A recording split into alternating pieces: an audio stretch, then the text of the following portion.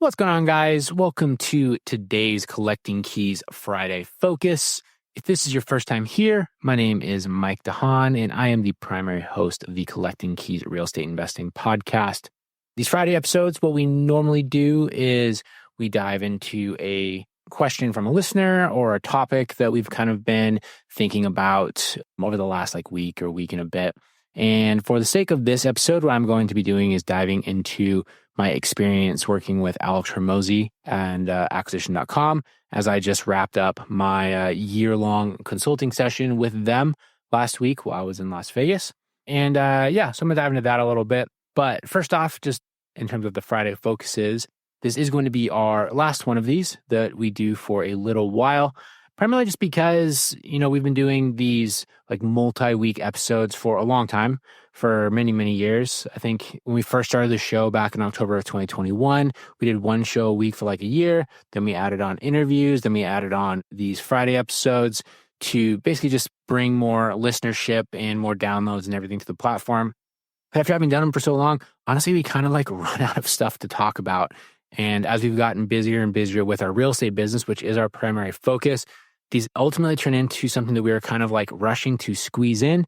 I can't tell you how many of these I've done in a random hotel somewhere or in a super inconvenient location just because we needed to get it in and check the box. And so just to kind of ease that burden and to not continue to produce, content that we're not as excited about, we're just going to be taking a little pause from these for a little bit. So what I would prefer happen is if you guys had a topic that you wanted me to dive into on more of a monologue style episode, go ahead and just send me a DM on Instagram, Mike_invest, and just say, hey, I would love a short episode on this topic. And then we can either talk about it on the main show, or I can create one of these kind of just a bonus episode for you guys. But so just a little announcement there for that. The Tuesday episodes with me, Dan, and Dylan, and sometimes a guest will continue as we have been going. Those are really fun. Those are also very easy for us to do with the production team. And honestly, they're just a great excuse for Dan and I to just BS about stuff and talk to Dylan, who's become one of my really good friends. And so we'll keep doing that for a while. No changes there. We're just going to be going down to one episode a week for a little bit. All right. So regarding my time at Hormozi's office down in Las Vegas, first off, if you're unfamiliar with Alex Hormozi, I don't know, you're new to small business, I guess, go and look up his name. It's Hormozi. He's kind of the biggest small business influencer out there right now. He owns acquisition.com, which is a private equity company. Even if you've never heard his name before, I guarantee you that you have seen his content on different Instagram reels or things like that because he's everywhere. He has a great podcast called The Game, and I'm a very big fan of his. I quote him a lot on the show. I use a lot of his methodologies in my business. I heavily credit his teachings and kind of the stuff that he preaches for a lot of the success I've had over the past couple of years as the market's gotten weird. And about a year ago, they started doing these workshops at their office, which I was one of the first people to apply for. And I went to the initial one over a year ago, and I've been working with them now for the past almost 12 full months, and it's been a really good experience. And so high level, basically how their sort of workshops work, they have their scaling workshop that they talk about on their podcast very heavily. It's $5,000. That's what I paid for. I think it's still that to go to it. You go to these things down in Las Vegas. It's 2 days. It's kind of general business stuff. I got a lot of value when I went to mine. I've heard people have more mixed things about it because if it's too general. And you go to, there's 100 people. Alex and his wife, Layla, they come and they speak and you get to meet them. And there's I don't know, I would say 70% educational content and 30% fanfare that you get to see their office and meet Alex and Layla, right? There's definitely people that 100% went there just for that reason. But at the end of that, they upsell everyone to a level 2, which I know is kind of Guru 101, bad. But I will say that the way that they lead with value makes it very, very worthwhile to participate in that upsell if you are trying to grow your business. And so I bought into that.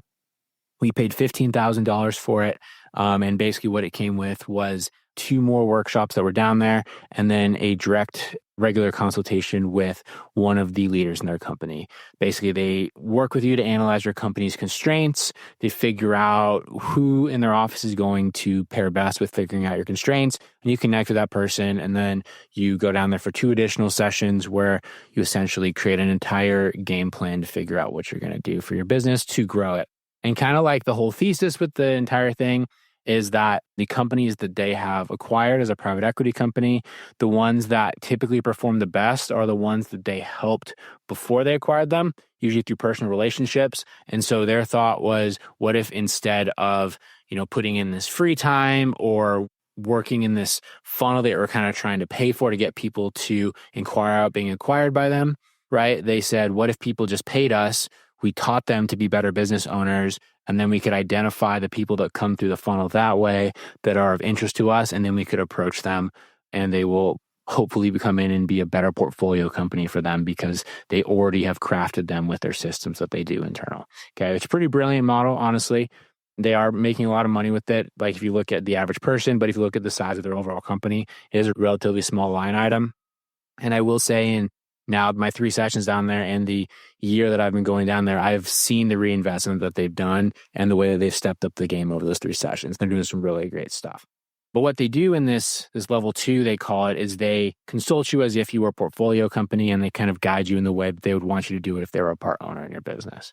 So kind of gets in the weeds. It's very, very data driven. And when it comes to real estate wholesaling, a lot of the stuff that they do, that they talk about, is kind of, I would honestly say, hard to apply, just because a lot of their expertise revolves around online marketing, running a traditional kind of like sales business, right? Where you are tracking the people that show up to your calls, very high conversation rate style of businesses. And then when it comes to real estate wholesaling or flipping, it's a little bit different, right? We're mostly hunting whales. It's fewer conversations, higher cost per lead, higher cost per conversion. But the thing that they do like about wholesaling is it is very, very profitable compared to someone that's selling widgets, right? And so just take that with a grain of salt if you do go and delve into any of their content or you do any of their workshops. When it comes to these real estate direct sell businesses, it is a little bit more, I would say, like fringe, but there is a lot of stuff that is applicable, especially if you are a business owner just trying to grow. And so over my sessions with them, when I first started going, a lot of my focus was around growing Collecting Keys and our scale community. And at that point, Dan and I, we were growing a franchise. We had a marketing company. We had all this different stuff that we were doing. And we felt like Collecting Keys was going to be the top of funnel that was going to bring things to all these businesses. We had shared team. We're going to offer all these services. And from kind of the get-go, when I went to the first scaling workshop back in June of 2024, they had a lot of skepticism around that and basically went on, you're doing too much. I did the classic entrepreneur thing and I was like, you just don't fully understand. I'm smarter than you. I'm in my industry. And so I kind of ignored them. And then when I signed up for the level 2 and I went back for my first session down there, that was like the deep dive session, which was it was in September. So it had been about 4 months after I went to the first one. And they went through mathematically what I was doing and why it was stupid. That was when I really started to realize the value of being around more seasoned entrepreneurs. And so after my first session back down there in September of 24, that was when Dan and I actually shut down a lot of the stuff we were working on. You've heard us talk about this on the show probably, but we shut down our franchise. We shut down our partnership program that we used to talk about. We sold Simply Leads, which was our marketing company. And we kind of stopped promoting scale at such a high level and instead do it of more like a referral based thing, or like just for people who are like looking to grow their businesses a little bit more seriously and less like making it a guru mentorship program. And instead decided to focus explicitly on our backyard home buyers wholesaling and flipping business. Okay. And the reason that we did that was working with my guy that was my connection down there. He mathematically helped me forecast what the financial growth was going to be with like comparing what our local wholesaling flipping business that we were running, what that was going to produce versus this franchise model and how we were planning to monetize that. And ultimately the equivalent was going to be if I stood up my own wholesale business in, I think it was 4 markets that they said, that was going to be the same as if I had 80 franchises. And it came down to that, would I rather have, 4X of my local business or would I rather have 80 franchises? And that was a pretty easy decision for me to make because babysitting 80 franchisees who don't really know what the hell they're doing did not sound my idea of a good time if that was how little money I was going to make, big picture, okay? Not that I make like a little bit of money, but it was just a lot more work for a result that was already a lot more achievable, that was right in front of me because I have been doing the wholesaling and flipping game for a long time and I already know how to grow that. And so when I got back from the first one, Dan and I, we made the decision to throw away over $250,000 of investment that we had made between starting up the franchise and running ads for all the different businesses that we were promoting. And we instead said, we're going to just end that and we're going to shift our entire focus, both monetary and energy, towards our local company. And that's what we've done. And so now within our local backyard home buyers business, that's been our focus since, I guess, October of last year. We're exclusively focusing on wholesaling and flipping. And then we have our lending business, which is coming in as basically an additional product for our buyers and for other investors in the space. And those really are more in tangent because you kind of like leverage the transactions on both sides to support each other as a business. And you're not trying to like upsell people on things. Okay. And they are also very like linked just in the way that the pipeline sort of comes through, and you're not kind of like stretching, trying to sell a buyer that's buying one of your wholesale deals on mentorship or on a marketing platform when you don't even know if they want that. But you know that pretty much every buyer that comes in, they need money. Okay. And so the lending's very easy with that. And so that's what we've been doing for most of the year. And so now going back for my second time this past week, it was a much more constructive conversation because I had a lot more clear direction of what our business was going to look like. And so first off, I got a lot more out of it in terms of just like the more general material because I was actually able to prepare effectively because I didn't have 85 things that I was trying to prioritize at the same time at a singular focus. But also, too, the consultation that I got was very, very specific because we now had one singular focus.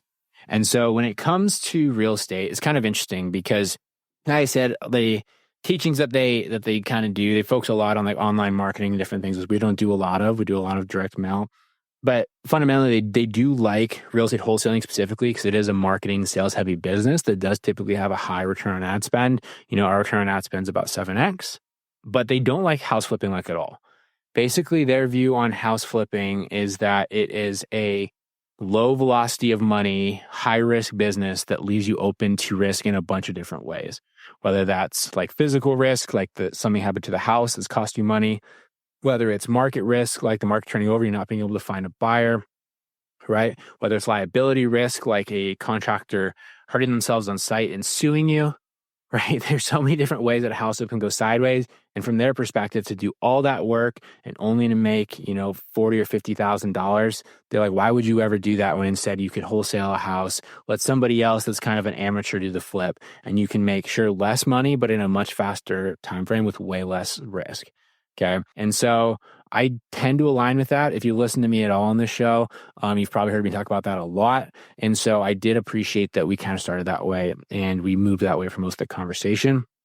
When we were going through kind of the ways that they suggested that we scale the business, they basically said there's kind of two options, right? Which, you know, this will all make sense too. One is that you get really, really good in a market and basically you try to squeeze as much juice out of the stone as you can. And this is kind of the traditional model that most wholesalers, this is what our main competitor here does, right? So you get really good at being the local home buyer. You're the easy option for them, for everyone locally, and you run direct mail. You get started with media advertising. You throw out billboards, you start a local cold calling team. You start running meetups to get referrals, right? You become like a very, very strong local brand that everyone knows. You go on the TV, right? You do all that sort of stuff. And then what you do is you just really try to squeeze as much as you can out of a market. What ultimately tends to happen, and you know, I've gone on this path already before, is you spend more money advertising to the same people because unless you're in a very large market, you kind of like run out of people to advertise to, like honestly. And so what happens is you start having more and more waste in your marketing system. You start spending more money per lead, more money per deal. And sure, your revenue and profit can continue to grow. It just becomes more inefficient, right? There's nothing wrong with that model. You can still do very well making a good living, but it comes with just kind of like general challenges with growth and waste, you know, again, unless you're in like a really large market that has millions and millions of people, in which case take a long time to get there. The other option is that you get really good at one type of system or one type of marketing and you copy and paste that in different places. And so that can be, you know, one marketing system such as direct mail or cold calling or whatever. That can be in terms of like one kind of deal. A lot of people were doing this with Sub 2 back in the day. And you kind of become a little bit more location independent, or at least you focus on a couple specific locations where you can copy and paste what you already know is working in your own market, right? And so this is very similar to what we try to do with our partnership program, where we were taking these direct mail strategies and placing it in a bunch of different markets, and then we would have a local partner on the ground. And then our whole thing with them was they were paying us basically a fee to work with us, and then we would get a cut of all the deals, and they were responsible for closing things. The challenge with this model is you have to have the local contacts, you have to find the local buyers, you have to keep a touch on the local market and everything else. You have to learn the local market. There's a lot of other challenges with this. So on the local market side, right, if you're trying to grow with that, where having all the different marketing channels, the challenge becomes that you get a reduction in opportunities, right, for houses. Honestly, you get a reduction in what is realistically the procurement of your product. The sale in a real estate wholesaling company, your customer is your buyer. You doing the acquisitions, finding the houses is kind of your procurement of product. It's not that different from like going to China to find the best shoe manufacturer. So that becomes a challenge, is your procurement becomes tighter. And then if you go to a new market, what becomes a challenge is your disposition becomes harder, right? Your actual sales. Find the people to be able to monetize or understanding how to best monetize the opportunities that you do find. And so there's no right or wrong answer based on what you decide to do, but it's important just to understand the nuances of those. And so they kind of like help line those out and figure out what each of those would look like, depending on which one we decide to pursue. I'm not entirely sure which one we're going to do yet. I do have a idea, but I'll save that talk about another time as we kind of decide on that a little bit more formally. But as you're going through that, they were able to kind of financially project what each would look like, what our org chart would need to look like to do each one, what our systems would need to look like to do each one. And it was very, very helpful overall conversation. One of the main things that they highly suggested focusing on, which makes a lot of sense as well, is around building as strong of a buyer's list as you can and nurturing buyers so that you become the preferred choice for their source of deals. Okay. And so they gave me a whole playbook around how to find buyers, how to nurture buyers, how to like run, I would say like nurturing campaigns and, different marketing with buyers to stay top of mind with them. I got like a whole like 20 like little slide playbook around how they suggest that we do that. And it's not unsimilar from having like an email list, right? If you have like a product. The challenge with it is you don't have something to sell people all the time. But, when it comes to finding buyers for wholesale deals, it's not undifferent from finding sellers, where a lot of the business is just being the person that is in front of them when they need to buy another house, right? When the most recent project is sold, when they just accepted an offer on their other one, when they got inspired by something, they decide they're going to need to buy more properties, they want to scale up. You want to be the wholesaler that's in front of them, that's bringing them the best deals. And so we spent a lot of time kind of talking about that process and what that would look like. And so that will definitely become a focus of ours, regardless of which direction we decide to go on the acquisition side and the growth side. And that was a big focus. And then the last thing that we spent a lot of time talking about was specifically around the systemization on the sales and the buyer nurturing.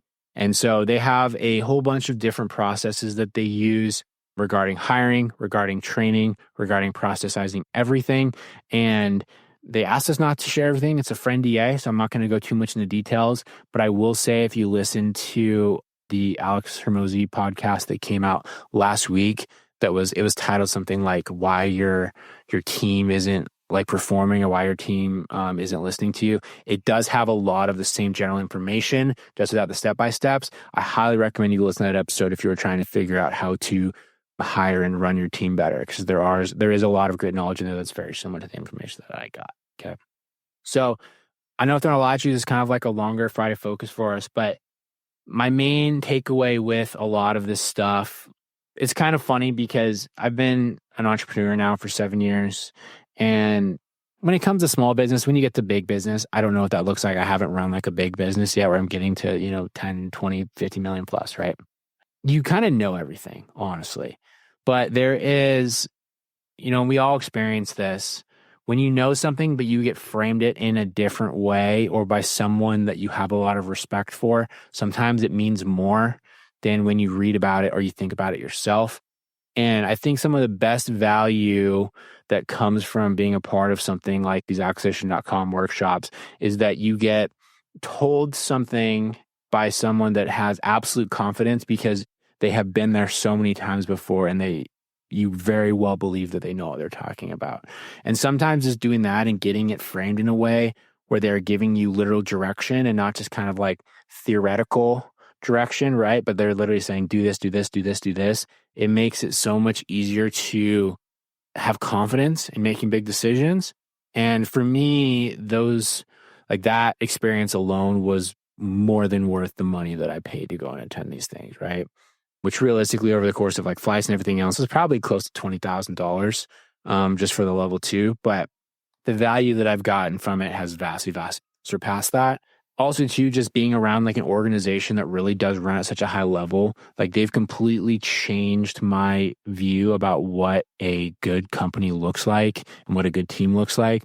Like every single person that runs that workshop has sold businesses for multi 7 figures, right? Like none of them need to work there. They've all done very well for themselves. They're there because they want to be the best. They want to do something bigger.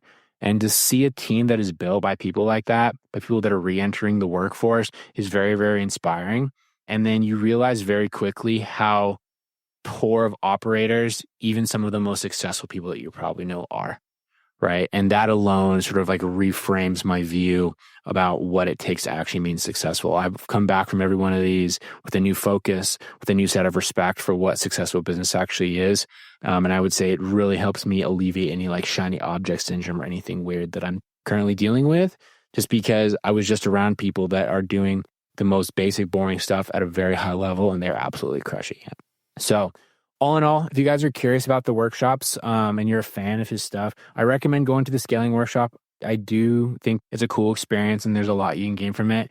Regarding the level 2, if you're like a small business in the real estate space, probably don't do it until you're like in more of like a CEO role and you're really trying to scale. But either way, like it's kind of your choice. I think that if you're an aspiring entrepreneur who values business education and not like just like mindset shit, whatever the fuck other business coaches try to like tell you need, which isn't true. We need to know kind of what to do if you're an actionable person, right? If you value that sort of stuff, there is a ton of things like of experience that you can gain from going to these workshops. Now check it out. So anyways, guys, I've talked for long enough, 22 minutes. Jesus Christ, that's way too long, one of these, but it is the last one. So that's just fine. You guys can deal with it.